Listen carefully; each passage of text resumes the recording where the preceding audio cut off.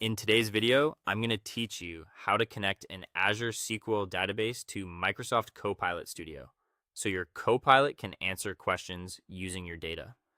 To get started, the first thing you need to do is prepare your Azure SQL database. Make sure your database is set up to allow external connections because Copilot Studio needs a valid path to reach it securely. Before moving on, gather the key connection details you'll need, including the server name, the database name, and the login credentials. Having this information ready in advance will make the setup much smoother and help you avoid interruptions once you begin connecting everything. Next, sign in to Microsoft Copilot Studio. Once you're in, choose the Copilot you want to update. If you haven't created one yet, you can start a new Copilot instead. This is the assistant that will use your SQL data as a knowledge source. So make sure you're working in the correct project before continuing. After that, go to the Knowledge tab in the top menu. This is where you manage the information your Copilot can reference when responding to users. Click the Add Knowledge button to begin adding a new data source. From the available options, select the Enterprise Data Connector. Then choose the SQL Server connector from the list.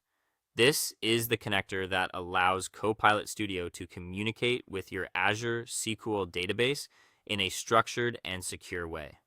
Now, enter your connection details. Fill in the server information, the database name, and the required authentication credentials.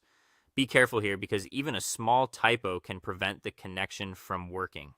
The goal in this step is to establish a secure connection between Copilot Studio and your Azure SQL environment. Once the connection is successful, choose the specific tables or views you want your Copilot to use. This part is important because it determines what information the Copilot can reference when answering questions. It's a good idea to select only the tables or views that contain useful, relevant content so the responses stay focused and accurate. Finally, save your configuration and open the preview panel to test everything. Ask your Copilot a question related to the data stored in your database and check whether the response reflects the expected information.